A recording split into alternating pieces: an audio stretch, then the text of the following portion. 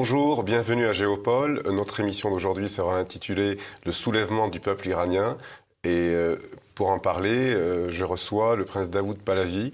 Bonjour monsieur, vous êtes le petit-neveu du Shah d'Iran, le dernier Shah d'Iran, et vous êtes là en tant qu'opposant au régime islamiste en place en Iran et en tant que soutien de Reza Pahlavi, le fils du Shah d'Iran, qui est le prétendant au trône ou pour un rétablissement de la monarchie en Iran.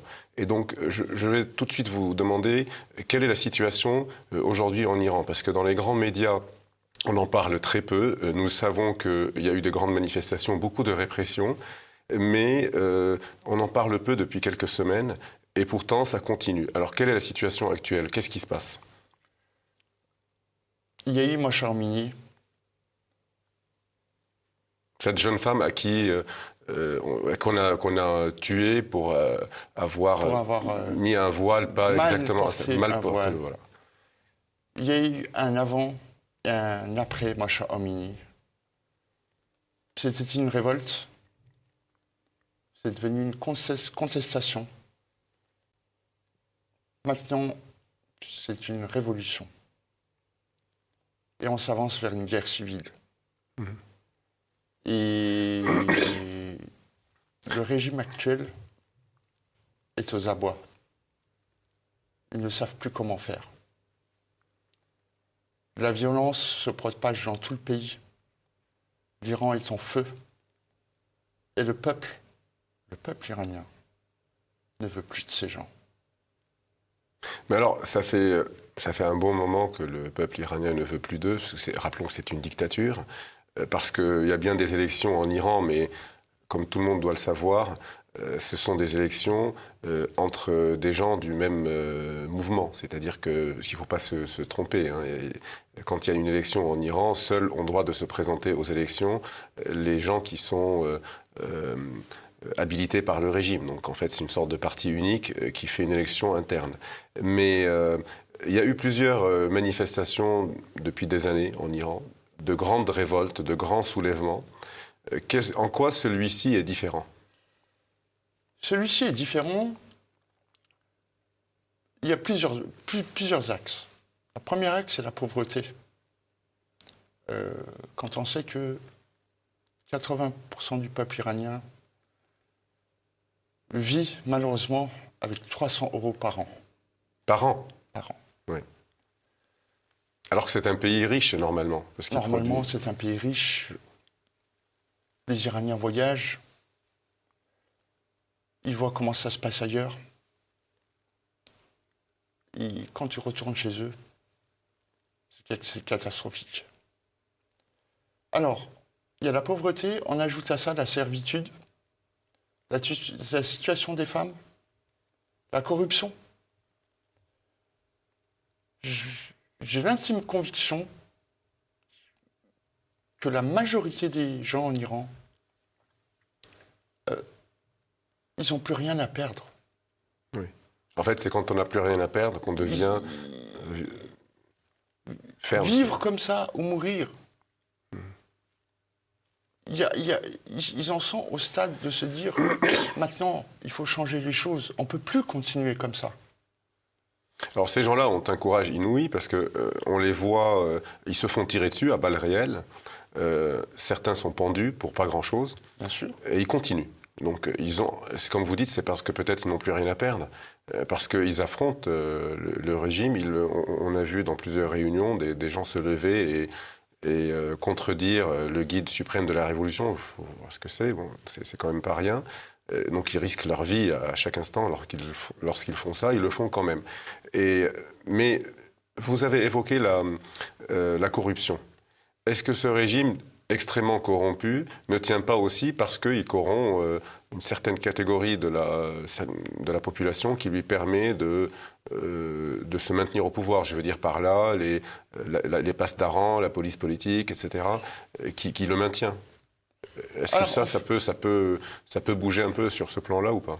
Alors, ce régime, ça fait 44 ans, hein, ils ont tissé leur toile.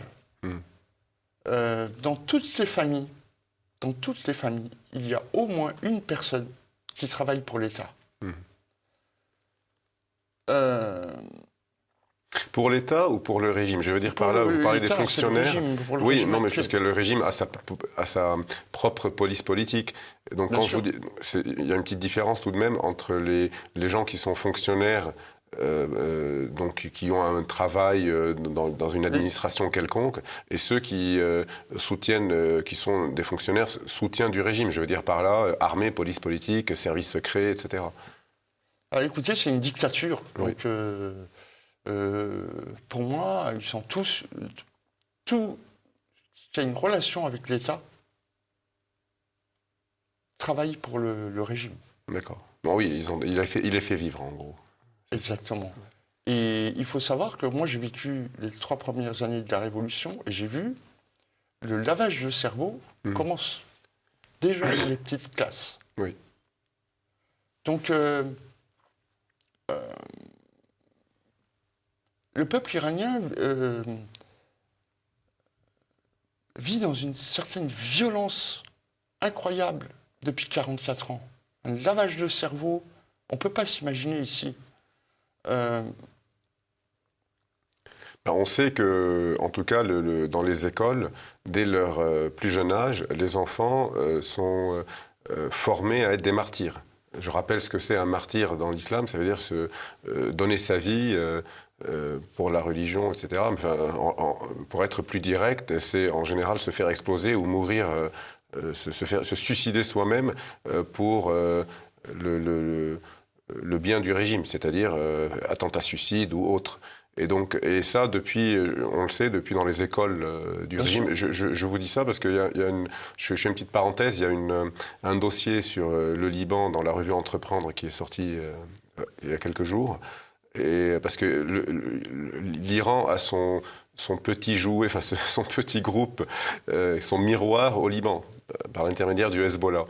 Et les écoles du Hezbollah, c'est exactement ça. Les écoles du Hezbollah, elles forment les gamins de 4 ans à devenir des martyrs, à se tuer. Donc effectivement, mais apparemment, le lavage de cerveau n'est pas très très efficace en Iran, puisque la preuve, c'est qu'il y a une grande partie de la population qui manifeste et qui veut renverser le régime.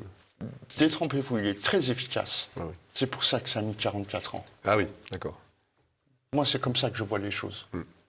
Donc pour vous, s'il n'y avait pas ce lavage de cerveau efficace, le régime Très n'aurait même pas efficace. tenu quelques années. Très efficace. Oui. Ça me rappelle un peu la jeunesse hitlérienne. Oui. Ça a mis 44 ans. 44 ans pour qu'enfin les gens se disent, acculés par la pauvreté, les gens ils se disent, maintenant il faut que ça change. Maintenant je ne peux plus vivre comme ça. Maintenant je ne peux plus, pour vivre, voler, pour manger, mettre ma fille sur le trottoir. C'est plus possible.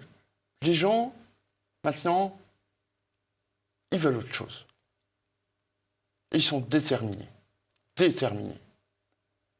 Alors, rappelons aussi que l'Iran est un pays avec une population avec un niveau culturel et éducatif assez élevé. Donc, Exactement.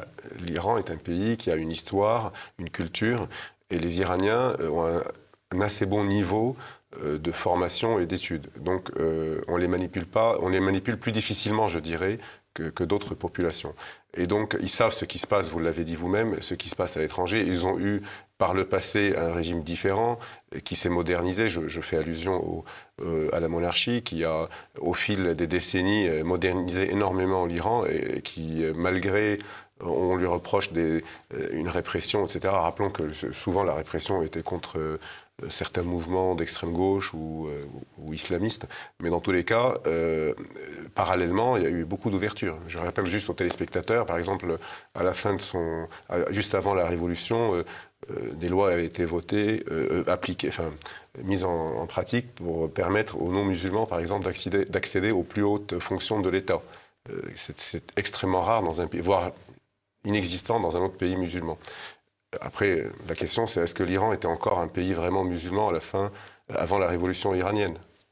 C'est ce que les musulmans, les islamistes lui reprochent.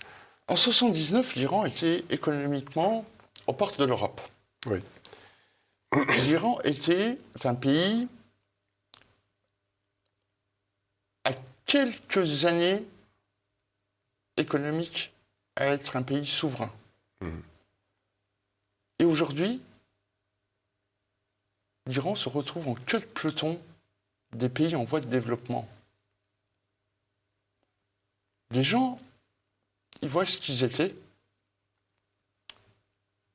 et ils voient ce qu'ils sont devenus. Et ça fait mal au cœur. Et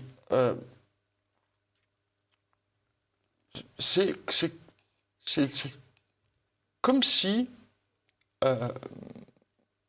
toute notre histoire était balayée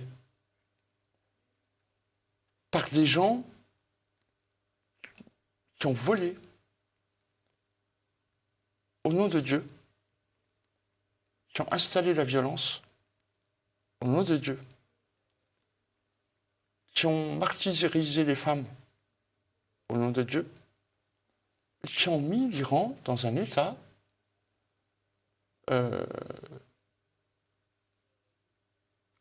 j'ai pas de mots à quel point on est tombé bas. Mais alors, il y a eu des sanctions qui existent toujours, hein, mais ma question est très simple. Est-ce que l'Occident n'est pas naïf, dans la mesure où, aujourd'hui, Donald Trump a maintenu les sanctions et a arrêté toute négociation avec l'Iran, parce qu'il considérait qu'on ne pouvait pas leur faire confiance. J'entends sur le nucléaire. Mais est-ce que l'Occident n'a pas été naïf pendant un certain nombre d'années à croire qu'il y aurait des modérés dans le régime? Vous savez, parce qu'on dit toujours dans ce régime, il y a les modérés et les extrémistes. C'est comme si, moi personnellement, je ne comprends pas cette expression, parce que comme si il y avait des nazis modérés ou des nazis extrémistes. Et donc, est-ce qu'il n'a pas eu une certaine naïveté parce que vous parlez d'appauvrissement, mais c'est parce que c'est pour cette raison que les gens se soulèvent. Mais en levant des sanctions pendant quelques années, ou en les allégeant, et en croyant à une modernité, à une sorte d'évolution du régime tel qu'il est actuellement, nous n'avons pas été naïfs et nous n'avons pas renforcé le régime. Je veux dire par là qu'à partir du moment où la population est un peu moins, où ça va un peu mieux pour eux grâce au lever des sanctions, finalement ils laissent ce régime en place qui est en réalité ni modéré et encore moins progressiste. C'est juste une façade. Donc, encore une fois, nous n'avons pas été responsables du maintien de ce régime en place en collaborant avec lui, pensant qu'il va évoluer de l'intérieur. Moi, je pense que oui. Moi, je pense qu'il y a eu beaucoup de naïveté. Moi, je pense qu'il ne faut pas négocier avec ces gens-là. Nous les avons enrichis, non, en suspendant les sanctions, en les allégeant. Je veux dire que quand il n'y a pas de sanctions, c'est ce régime qui se renforce, puisqu'il s'enrichit et il donne quelques miettes aux... Je vous pose la question, hein, j'ai l'impression, je ne fais pas la réponse. Bien sûr, moi, j'ai l'impression, mais vous allez me dire ce que vous en pensez, que lorsque les sanctions sont allégées ou suspendues, il s'enrichit en laissant quelques miettes à la population pour qu'elle ne se soulève pas, et il se renforce en réalité. Ou je me trompe? Ce régime se renforce de toute manière, sanctions ou pas. Ils ne pensent pas au peuple. Toute leur famille est à l'étranger. Ils ont vidé les caisses du pays. C'est un cambriolage à l'État national. Et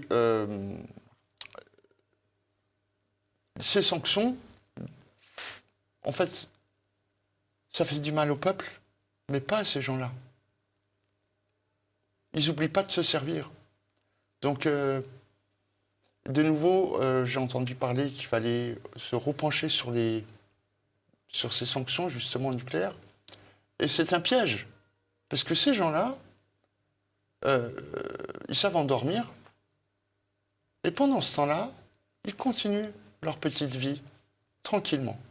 Mais si le peuple est touché par les sanctions, je vais être cynique, mais au moins ça le pousse à se soulever. Donc finalement, ça se retourne contre eux.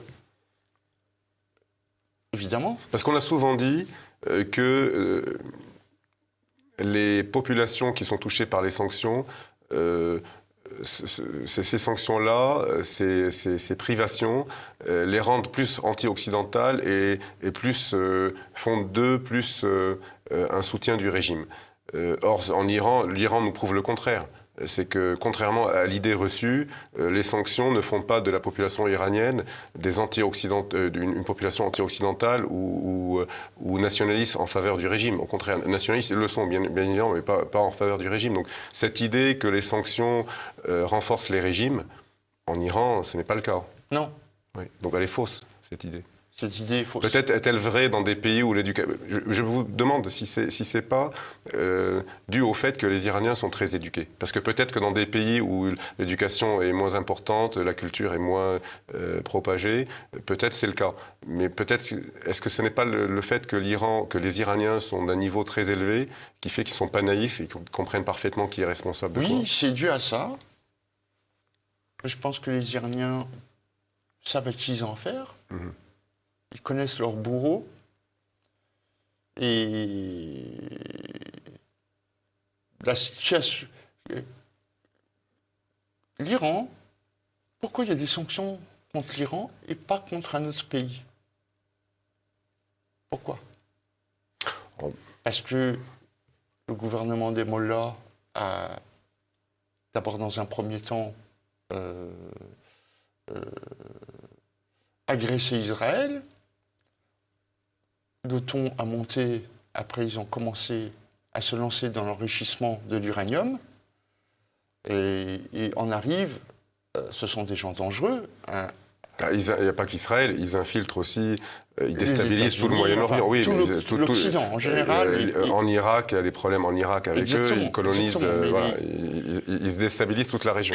Quand on dit qu'on va rayer Israël de la carte, c'est quand même, excusez-moi du peu, mais c'est quand même de la part d'un gouvernement, on n'est pas dans une cour d'école, hein.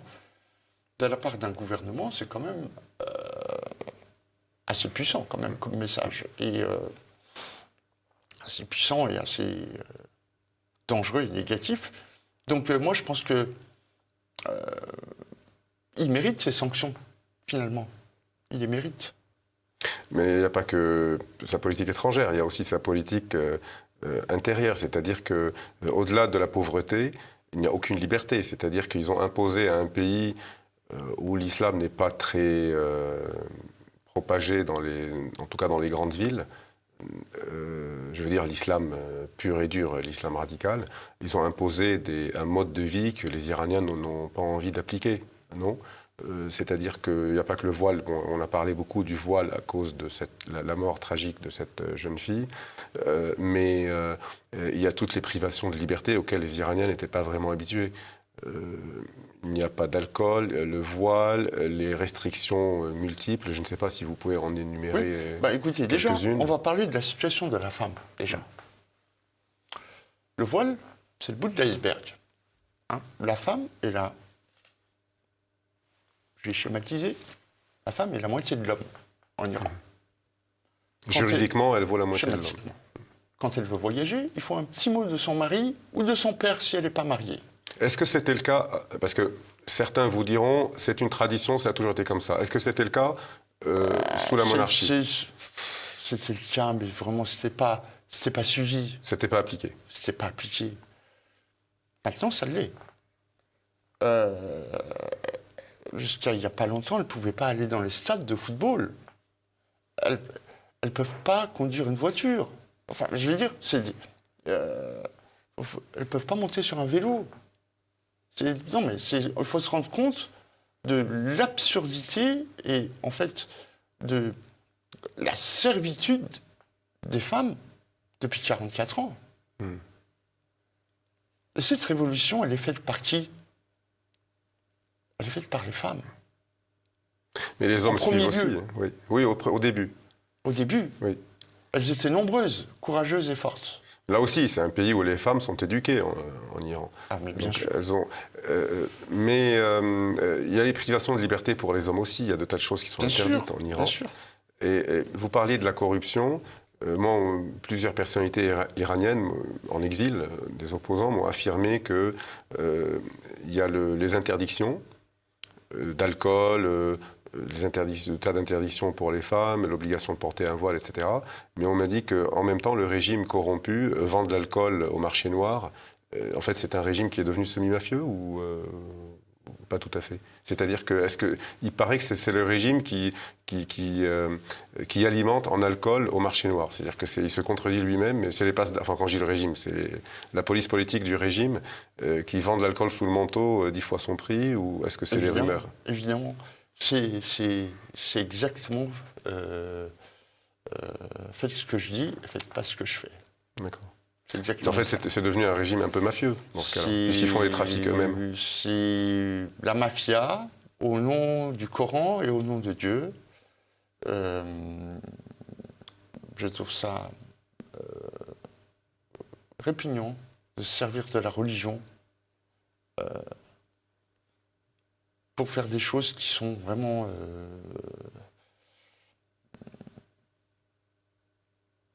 repoussants. Oui, ils sont. Il y a une armée en Iran qui. On ne sait pas ce qu'elle vaut exactement, hein, j'allais dire puissante, qui était sous le Shah d'Iran. L'armée régulière, oui. L'armée régulière, j'entends, qui était extrêmement puissante sous le Shah d'Iran. Aujourd'hui, on ne sait pas, parce que il y a l'armée officielle et puis il y a des brigades politisées, on va dire, qui soutiennent le régime, qui sont une sorte de gardiens du régime.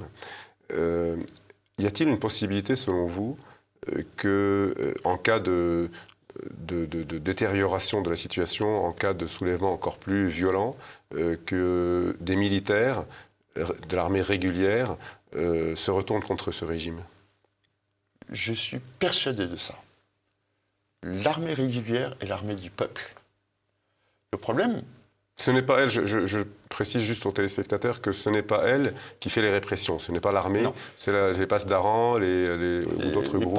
Les gardiens de la Révolution, les Bassidji, et puis le CEPA. Mais elle, en tout cas, ne bouge pas, pour le moment. Enfin, elle ne les a pas défendus. Elle ne les réprime pas, mais elle ne les défend pas non plus. Elle ne réprime pas, l'armée régulière, elle est prise au piège, elle est complètement encadrée par les Bassidji et le CEPA. Rappelez peut-être aux téléspectateurs ce que sont les Bassidji. Les Bassidji, ce sont les gardiens de la Révolution. L'armée régulière... Une sorte de milice du pouvoir. Une milice, vraiment une vraie milice. Armée jusqu'aux dents, évidemment, et il y a le CEPA aussi. Et donc, l'armée régulière est complètement encadrée par cette armée... on peut appeler ça une milice, mais c'est une armée. L'armée régulière, je pense, attend le bon moment pour passer à l'acte, pour bouger. Pour passer à l'acte, oui. Oui. Et c'est pas évident, parce que quand au niveau du commandement d'une armée, il y a des gens avec d'autres convictions, c'est pas évident de passer à l'acte. Oui, enfin, il faut être... pardon, mais c'est un manque de courage, peut-être, parce qu'il faut prendre des risques. 700 000 hommes, il faut une organisation, il faut... les grands officiers oui. Ça se prépare. Mais est-ce que les grands officiers ne manquent pas de courage? Ou ne veulent pas prendre de risques? Ils se disent, pour le moment, le régime n'est pas sûr de tomber, donc je ne bouge pas, je ne prends pas de risques. Parce que bouger quand tout est acquis, c'est facile. Pour moi, ce sont des gens très courageux qui... Non, mais je pose la question, je n'affirme rien, je ne connais pas. Ils ont fait leurs preuves pendant la guerre Iran-Irak, ce sont des gens, des grands combattants. Moi, je pense qu'ils attendent le bon moment. Et c'est un régime qu'il faut prendre au piège. Il ne faut pas se tromper, c'est-à-dire ils n'auront qu'une chance, il faut la saisir au bon moment. Il n'y aura pas une deuxième chance. Donc je pense qu'ils attendent vraiment, ce sont des militaires, ils savent ce qu'ils font, et ils attendent le bon moment. D'accord. Voilà. C'est ma conviction, je suis sûr de ça. D'accord. On va faire une pause. On va reprendre dans quelques instants. On va continuer sur le sujet des militaires. Et puis après, on va parler de la religion en Iran et des traditions culturelles persanes. À tout à l'heure.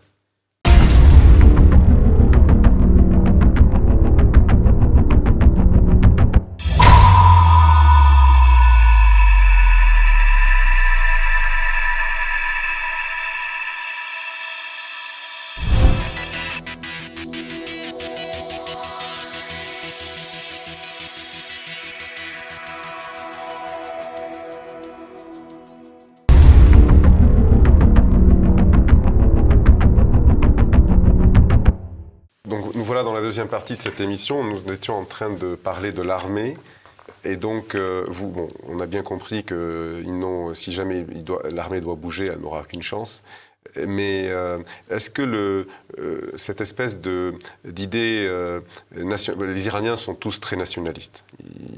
Il faut l'admettre. Tous les Iraniens, quel que soit leur bord politique, ce sont des gens très nationalistes. Et est-ce que le fait que le régime brandisse une politique pseudo-nationaliste, diront certains, ne maintient pas l'armée à ses côtés? Je veux dire par là, l'armée iranienne, les officiers sont certainement des nationalistes aussi, et en voyant que le régime prétend défendre une politique nationaliste de l'Iran, voire impérialiste, est-ce que ça ne les pousse pas à le soutenir? Ou ne sont-ils pas assez naïfs pour cela? Je ne sais pas, je vous demande. Non, ils ne sont pas naïfs. Nous sommes... Mais peut-être ça leur plaît, cette politique?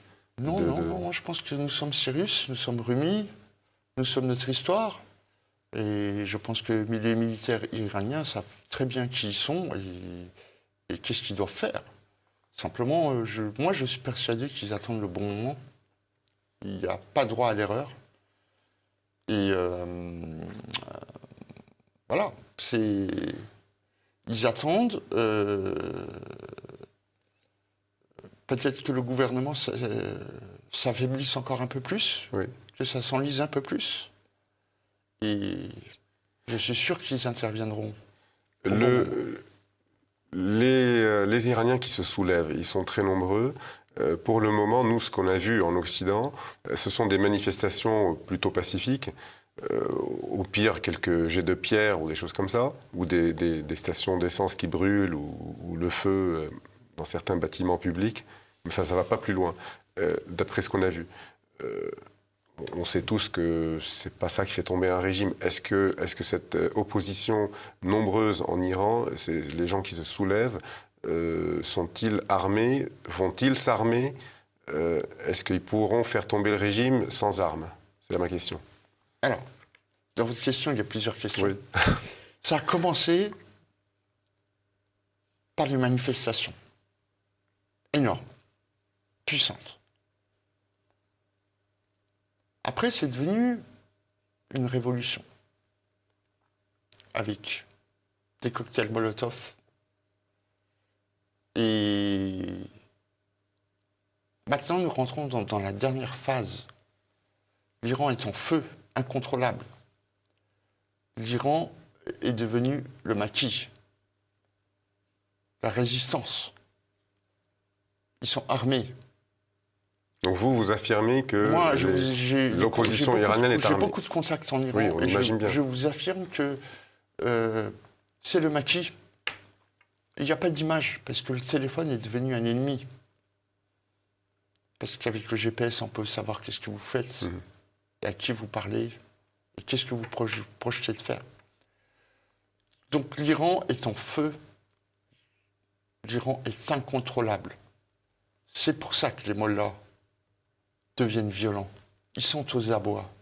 Ils ne savent plus comment faire. Vous pensez... ils ont des armes, vous dites.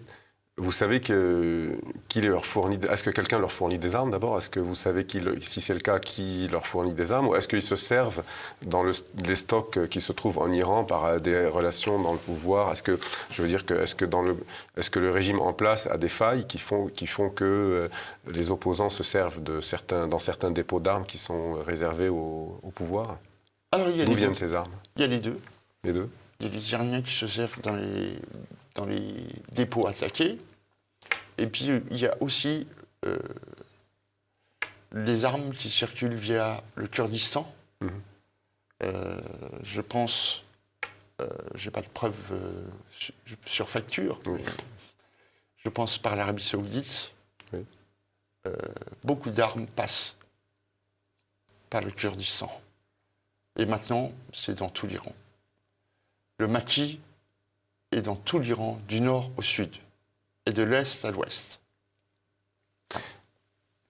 C'est la guerre. C'est la guerre civile. Les puissances étrangères, notamment, je veux dire par puissance étrangère, je parle de l'Occident, les grandes puissances, États-Unis, Royaume-Uni, France, n'ont pas l'air d'être très pressés, peut-être que je me trompe, de faire tomber ce régime. Et particulièrement la France. C'est en tout cas l'idée que l'on a, nous, quand on voit les prises de position des uns et des autres. Je sépare un peu les pays anglo-saxons de la France parce que les États-Unis et le Royaume-Uni sont plus virulents, mais on ne voit pas un soutien massif et clair, comme pourrait, dans le discours en tout cas, pour l'opposition iranienne. Ils condamnent le régime, etc., mais ça ne va pas plus loin. La France est encore pire pour les opposants iraniens parce que Emmanuel Macron, à plusieurs reprises, a montré sa mollesse, voire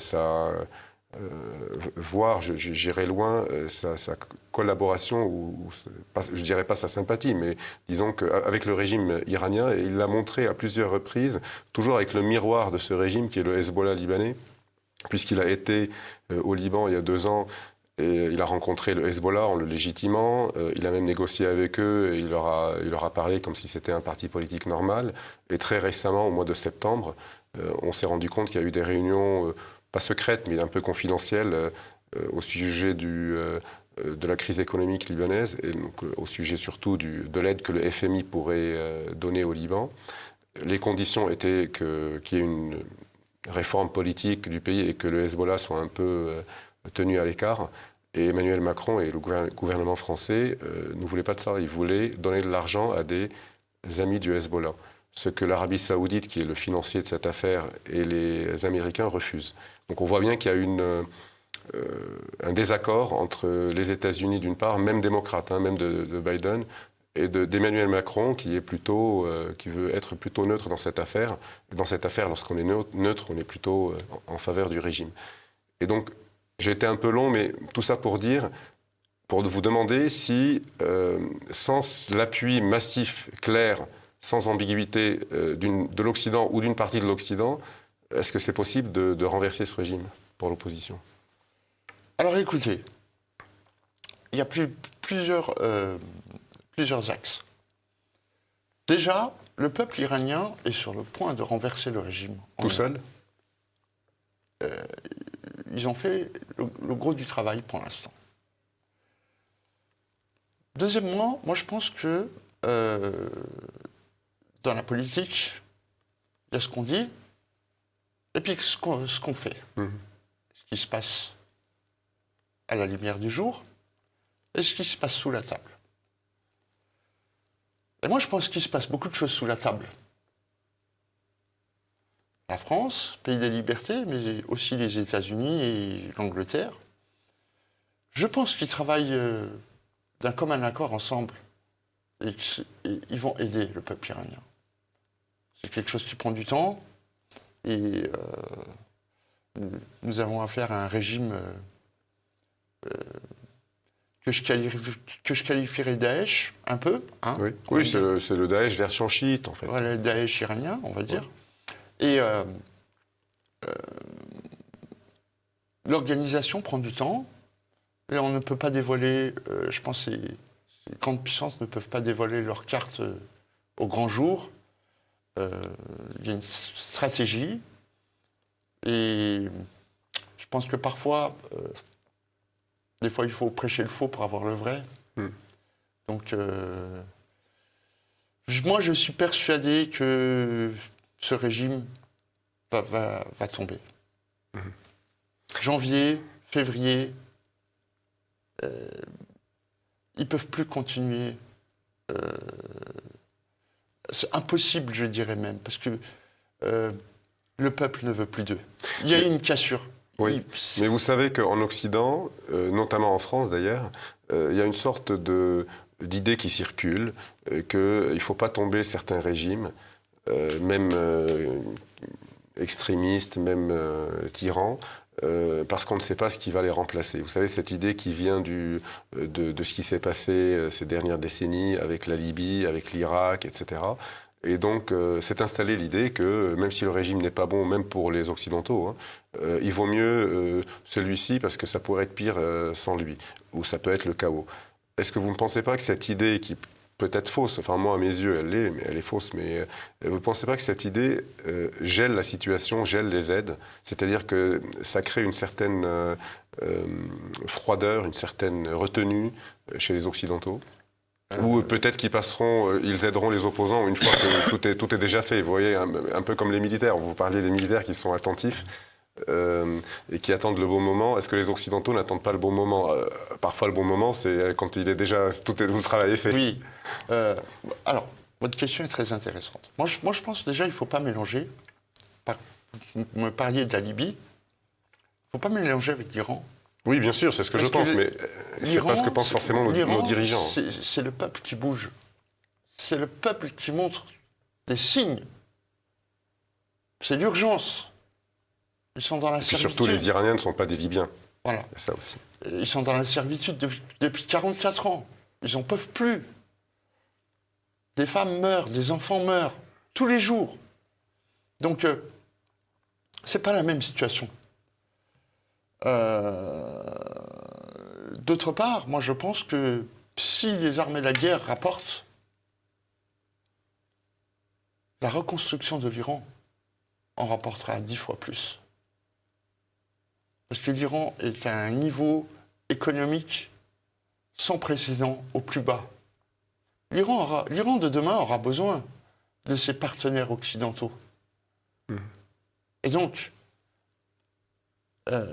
c'est ça qu'il faut voir. Il ne faut pas voir les choses tout de suite. Il faut voir sur le long terme. Et sur le long terme, la paix et la reconstruction, c'est le changement économique pour beaucoup de pays. Non seulement pour l'Iran, mais pour beaucoup de pays. Il nous reste un peu plus que 10 minutes. Et j'aimerais, avant la fin de cette émission, évoquer le sujet islamique. Je veux dire par là, le régime actuel en Iran est un régime islamiste, mais de manière générale, je l'ai évoqué en début d'émission, le Shah d'Iran avait installé l'idée que l'Iran est antérieur à l'islam, ce qui est vrai, il n'a pas installé l'idée, mais il a réhabilité la Perse en tant que culture et nation qui n'a pas commencé avec l'islam. Donc il a refait vivre ça avec des symboles comme le symbole sur le drapeau d'avant-révolution, sur lequel il y avait un signe, un symbole perse antique et donc païen. Il avait fait évoluer les lois dans un sens qui ne plaît pas beaucoup à l'islam rigoureux. Et puis moi, je vois dans la diaspora iranienne beaucoup d'Iraniens quittant l'islam, voire se convertissant à d'autres religions monothéistes, parfois le christianisme et souvent le zoroastrisme. Alors je rappelle aux téléspectateurs, le zoroastrisme est la 4e religion monothéiste, qui est répandue surtout en Perse. Et donc, peut-être par nationalisme d'ailleurs. Moi, je me demande parfois si les Iraniens qui quittent l'islam et qui se convertissent au zoroastrisme, ne serait-ce pas par nationalisme. Parce que je rappelle aussi aux téléspectateurs que l'islam est la religion des envahisseurs en Iran, puisqu'il a été imposé par la conquête arabe. Donc, les Perses avaient perdu la guerre contre les Arabes et l'islam leur a été imposé. Et là, par réaction, certains... Voilà. Tout ça pour vous demander, est-ce que l'islam... l'Iran... post-régime islamiste des mollahs, si un jour ça arrive, serait-il un Iran musulman ou un Iran plutôt laïque, ouvert à plusieurs religions? Alors, je pense que la majorité du peuple iranien reste quand même de confession musulmane. Mais je pense que le peuple, dans un sondage, le peuple iranien demande la séparation des pouvoirs. Et je pense que ça, c'est quelque chose de très important. D'autre part, je pense que ça va revenir comme en 79, où chacun pouvait pratiquer sa religion. Et en fait, tout le monde va pouvoir vivre ensemble. Les catholiques, les bahaïs, les musulmans, les juifs. En fait, la religion ne sera plus un problème. Alors, de toute façon, moi, mon intime conviction, c'est que la religion, c'est quelque chose de très privé. Oui, mais pardon de vous couper, j'entends bien ce que vous dites, mais moi, ce que je voulais dire, c'est l'islam non pas en tant que religion, mais en tant que culture. Vous voyez, la culture islamique, c'est-à-dire les restrictions, les voiles, les choses comme ça, que les Iraniens ne veulent pas. Parce qu'on a vu ces dernières semaines en Iran, beaucoup d'Iraniens attaquer des mollahs dans la rue pour leur enlever leur turban, etc. En fait, il y a une sorte d'anticléricalisme musulman en Iran maintenant. Et donc, on voit bien qu'il y a une sorte de rejet des symboles culturels. Non pas, je ne parle pas de la religion, de la prière, ça c'est autre chose, ça c'est privé. Mais même culturellement, vous voyez, on voit bien que culturellement, ils sont un peu... il y a une sorte de ras-le-bol de cette culture imposée, je veux dire par là, parce que il ne s'agit pas, encore une fois, d'une prière, mais d'un mode de vie. Vous voyez, je parle du mode de vie, non pas de la religion en tant que religion stricte. Ah ça, vous avez tout à fait raison. Je crois que les Iraniens aspirent à la prospérité, au modernisme, à l'Iran moderne de Reza Shah, au développement social, économique. Et la religion, je pense que la culture religieuse, je crois qu'ils n'en veulent plus, pour un moment en tout cas, même pour très longtemps. Et ils veulent autre chose. Ils veulent pouvoir vivre librement. Ils veulent pouvoir avoir un travail correct. Ils veulent pouvoir aller en vacances, avoir une voiture. Comme tout le monde. Comme tout le monde, voilà. C'est ça qu'ils veulent. Les choses les plus simples, qui nous paraissent simples ici, c'est à ça qu'ils aspirent. Oui, j'allais vous dire, les Iraniens aspirent encore plus à ça, peut-être, que certains voisins de l'Iran, comme l'Afghanistan ou autres, peut-être parce qu'ils ont eu ça auparavant. Parce qu'en fait, là, ils vivent une régression, en réalité, par rapport à ce qu'ils ont vécu. Parce qu'ils ont vécu, peut-être, dans les années 60-70, un progrès tel. Et d'ailleurs, quand on voit les Iraniens de la diaspora aux États-Unis ou en Europe, ils réussissent parfaitement leur vie, ils sont plutôt intégrés et ils ont une vie tout à fait dite, entre guillemets, moderne. Je veux dire par moderne, c'est-à-dire ils vivent à l'occidental. Et peut-être c'est pour ça qu'ils aspirent à cela, ce qui n'est pas forcément le cas des autres pays de la région. Les Afghans, en général, quand ils sont en Europe, ils ne sont pas tout à fait ni assimilés, et encore moins, ils vivent encore moins à l'occidental. Et donc, est-ce que c'est ça qui fait que leur aspiration est très forte vers ce mode de vie? Moi, je pense que ça vient de ça. Ça vient aussi parce que les Iraniens voyagent beaucoup, ils font leurs études dans les plus grandes universités du monde, et qu'ils ont une vision du monde réelle. Donc, il y a cette notion-là. Et puis, il y a aussi, vous avez raison, cette idée de se dire qu'ils ont régressé. Ils ont perdu des choses. Ils ont perdu des choses. Quand vous aviez des concerts avec Frank Sinatra à Téhéran, des concerts de Monsieur Aznavour en Iran, et tout d'un coup, vous vous retrouvez dans le régime des mollahs, où vous ne pouvez pas vous rendre au stade de football. Non mais... où vous êtes obligé de porter le voile, sinon on vous donne des coups de fouet. Non, mais ça, c'est... Effectivement, c'est ça. Ils ont l'impression d'avoir perdu quelque chose. Et ça fait mal. Alors, aujourd'hui, vous êtes une des personnalités de l'opposition au régime des mollahs en Iran. Donc, je rappelle, vous êtes le petit-neveu du Shah d'Iran. Vous soutenez votre cousin Reza Pahlavi, donc, qui est le fils du Shah d'Iran et qui est un prétendant à une restauration de la monarchie. Comment fonctionne votre opposition? Est-ce que vous êtes unis? Je sais que vous appelez à l'union de tous les Iraniens, quel que soit leur bord politique, qu'ils soient monarchistes ou pas, pour faire tomber ce régime. Est-ce que cette démarche fonctionne? Est-ce que la diaspora iranienne, qui est assez puissante, réagit, est solidaire? Comment ça fonctionne? Alors, déjà, le peuple iranien est uni. Vous savez très bien qu'il y a tous les courants politiques dans le tissu social en Iran, et malgré ça, ils sont unis et ils se battent contre les mollahs. L'opposition commencent à se parler depuis 6 mois. Les gens commencent à se parler, à s'écouter et à s'unir finalement. Et moi, j'appelle tout le monde, à s'unir derrière Sa Majesté le Prince Reza Pahlavi. J'appelle tout le monde au devoir national. C'est notre devoir de nous unir. C'est notre devoir parce que les Iraniens nous le demandent. Les Iraniens nous font confiance. Plus que jamais, il est temps de nous mettre en ordre de bataille. Plus que jamais. D'être unis. Et unis, on est fort. Et je dirais même qu'on est imbattable. On est très très fort. Quelle est la popularité, que pensent les Iraniens qui vivent en Iran d'une restauration de la monarchie ou du prince Reza Pahlavi? Est-ce que les Iraniens souhaitent en grande partie ce rétablissement de la monarchie? Est-ce qu'il est populaire en Iran? Alors, dans un récent sondage, les Iraniens demandent à 90% un gouvernement d'union nationale. Et pas une monarchie pour l'instant, en tout cas.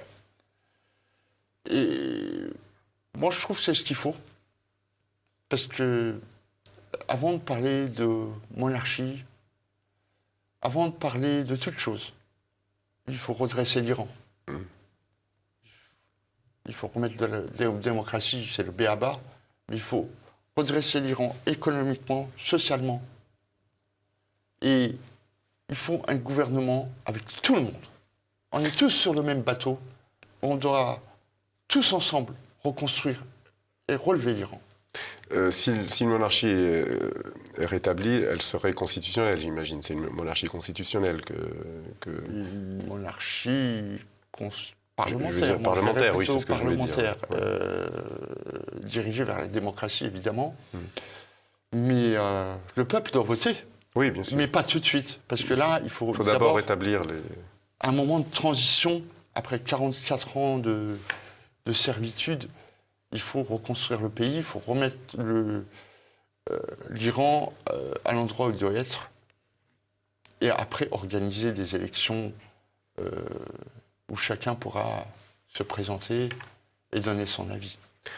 En 1979, l'ayatollah Khomeini était réfugié en France et il avait le soutien, on l'a su plus tard de manière informelle, des États-Unis, du gouvernement, enfin du président Carter à l'époque, mais aussi de Valéry Giscard d'Estaing, le président français, non seulement qui lui a fourni un endroit pour résider, mais qui lui avait fourni aussi du matériel de propagande pour se faire entendre en Iran, etc.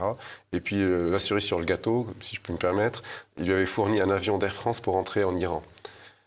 Il était accompagné on connaît tous les images. Oui. Voilà, il était accompagné, parfois on oublie, de beaucoup de journalistes de la gauche française qui le soutenaient, notamment des journalistes de Libération ou d'autres journaux, et qui voyaient en lui un libérateur. Est-ce que, si le gouvernement français, rêvons un peu, affrète un avion, dans le cas où la révolution vraiment monte d'un cran, à votre cousin, donc Reza Pahlavi, ou à vous-même, pour rentrer en Iran, soutenir les révolutionnaires, alors est-ce que vous seriez prêt à prendre cet avion? Avec plaisir. La France, vous savez, la France et l'Iran, c'est deux pays qui ont une histoire. Et on ne peut pas rester sur le passé. On doit se tourner vers l'avenir. Il faut être avec un esprit combatif fort vers la reconstruction, vers des choses belles. Et si on reste sur le passé, si on reste sur les échecs, on n'ira nulle part. Mais j'ai envie de dire, vive l'Iran et vive la France. Deux amis. Voilà. Vous avez été reçu au Sénat par M. Retailleau, président du groupe Les Républicains au Sénat, récemment. Oui, il y a 15 jours, oui, un à colloque. peu près. Voilà. Et donc, je pense que vous avez été bien accueilli. Pensez-vous qu'il y a une partie des parlementaires français qui est plus favorable à l'opposition iranienne? Je veux dire, pour ne pas tourner autour du pot, est-ce que la droite française est plus favorable à l'opposition iranienne que le pouvoir, enfin que le gouvernement français? Alors, moi, je peux vous parler de ce que j'ai vu de mes propres yeux, et ça m'a touché que des parlementaires, peu importe leurs convictions, ça m'a touché que des parlementaires, des sénateurs, s'intéressent à mon pays, qu'ils veuillent faire quelque chose pour l'Iran. Le discours de M. Retailleau m'a touché au plus haut point. Donc, il y a un mouvement politique, vous avez raison, qui est plutôt de droite, pour l'instant, qui est en train de... Mais c'est un mouvement humaniste. Ça devrait toucher tous les partis, et ça va arriver, je pense. Il faut un début, et le début, ça vient de la droite. D'accord. Très bien. Écoutez, merci beaucoup d'avoir répondu à notre invitation, de nous avoir éclairé sur ce qui se passe en Iran. Nous vous souhaitons bon courage et peut-être qu'on vous accompagnera, TV Liberté vous accompagnera peut-être dans cet avion qui vous amènera vers l'Iran. Écoutez, moi, je serais très heureux d'être dans cet avion. Ça sera signe de changement déjà pour l'Iran, pour l'amitié entre la France et l'Iran, et d'une nouvelle page de l'histoire qui va s'ouvrir. Je l'espère pour vous. Merci. Merci, chers téléspectateurs, de nous avoir suivis. À très bientôt.